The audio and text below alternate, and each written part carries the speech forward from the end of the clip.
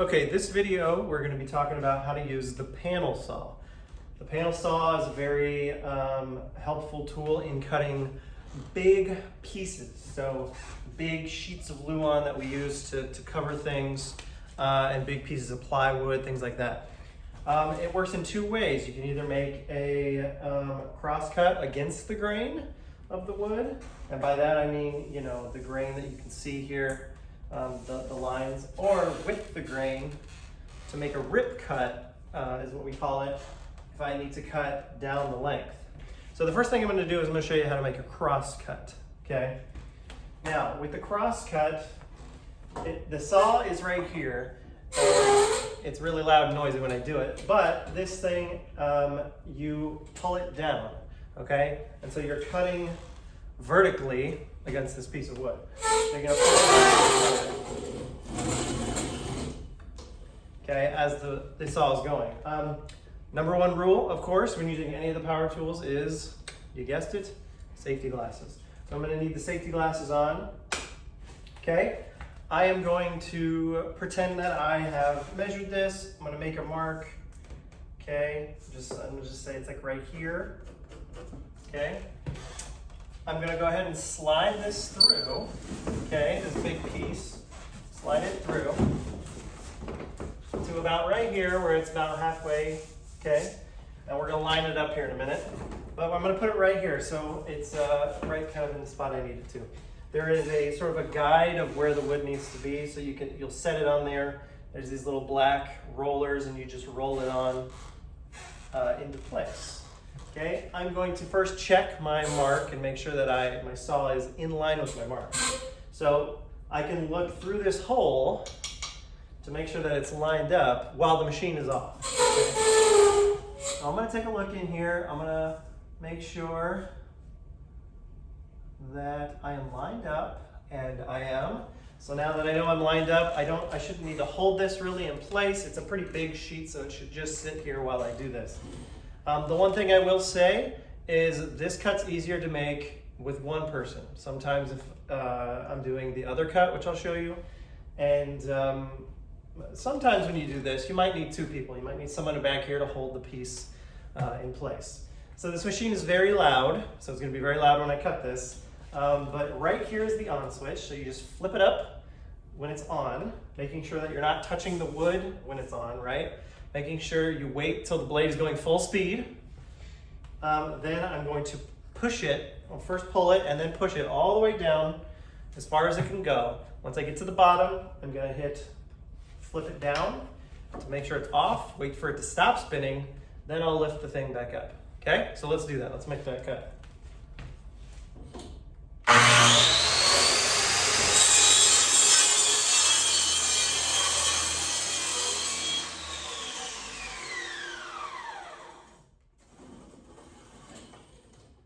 Lift that back up, and there I go. I've made that cut there. So I've got this piece. Say I needed this small piece of something to cover something. I have it right there. Okay. So the next thing I'm going to do is I'm going to show you how to make a rip cut across. So say I need this piece to be pretty big, but I need it to be not as wide as it is, right? So the way you do this, I'm going to pull this back a little bit, is you're going to bring the saw down, and this saw is really handy. It has this strip right here. You probably can't see that, but it has measurements on it. So whatever you're going to cut it at, all you have to do is bring this down and set it at that part, okay? So I'm gonna make sure this is loose so that I can slide it, right? Slide it down. I'm gonna go ahead and say, I want this to be, let's do just a couple inches down. So wherever I want it to be, I'm gonna put it, there's a little marker here, and you put the line of the measurement of the little, ruler here. I'm going to put it right underneath that line. So I'm going to hold it in place, and then I'm going to tighten this knob, and that's going to keep this from moving at all. It's just going to stay right there. Okay? Now what I need to do, the blade's going this way, I need to turn the saw. So I'm going to pull this little knob, this black knob right here, and this is a little hard to turn, but it's not too terribly difficult. I'm going to turn it to the side and make sure that this pin pops into the next hole right there. So now this is in place going sideways. There's a little marker here that shows you that the arrow is going that way. So that means that we're going to move our piece through the blade this time. So when you're cutting down, you're moving the blade through the wood. This time, we're going to move the wood through the blade. The blade should be locked in place. It's not going to move anywhere. So it should be good, okay? This is where you might want to have two people. What I'm going to do is I'm going to turn it on, so it'll be on, and I'm going to slide this through. I'm going to slide it till I get to about here. I really don't want to be pushing it through and getting my hands back there where the blade is, okay? So I'm going to push it to maybe about here. Then my partner, who's going to be on the other side, he's going to pull the other pieces through the other side, okay? If you're doing this alone, depending on how big your piece is, it's possible for you to push it through, stop, go over to the other side, pull it through, and then get the pieces on your own. But it's nicer to have a partner, okay? So the main thing I need to remember is that when I do this, when I push this through and slide it through, it's gonna cut through this wood like this. So this top piece is going to be disconnected from the big piece itself. So when I get over here to this other side, I'm gonna want to have a hand on this top piece. So that way when I'm pulling the rest of it through and this piece becomes disconnected, I'm able to grab it and lift it up. And you'll see me do that when I make the cut here, okay? So I'm gonna follow the same rules. I'm gonna make sure my wood's not touching the blade as I start it up. I'm gonna turn it on, wait for the blade to be full speed. Then I'm gonna go ahead and slide this through, pull it through. Being very careful not to catch the corner down here as you pull it through. It should stay pretty level because it's connected with the blade there. And then I'm gonna make sure I lift up.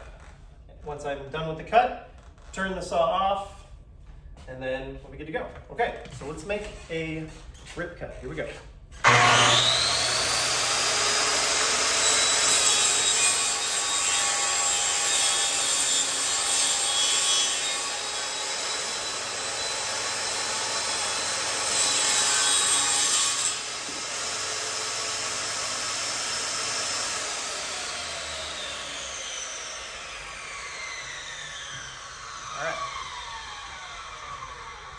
So as you saw me do, I lifted this up. That way it did not fall down and hit the blade in a weird way as it was becoming disconnected, okay?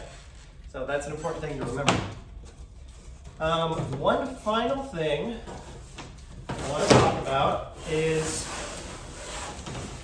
deciding when to use this tool, because there is a time when it's not quite safe to use this tool, and that is when your piece is basically when it's taller than it is wide is when you would not want to use it. So what I'm going to do right now is I'm going to leave this going sideways.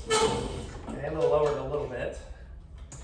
And I'm going to pick this piece that's a bad piece, right? It's a good piece of wood, but I really would only want to make a rip cut on this. I wouldn't want to cut it like this. I would want to use another tool to do that. And I'll show you why. So,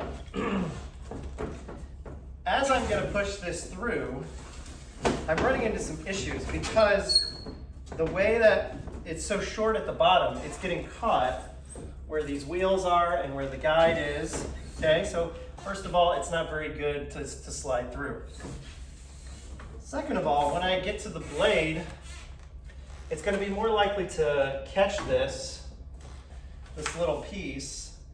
This piece is going to be more likely to like turn, right, at an angle. Whereas that little thin piece was less likely to turn like that as I was cutting through because it was still connected on the other side. So this will sort of bind on the blade and will not be a good cut to do, okay? So we're gonna try to avoid doing, cross cuts on tall, thin pieces using the panel saw, okay?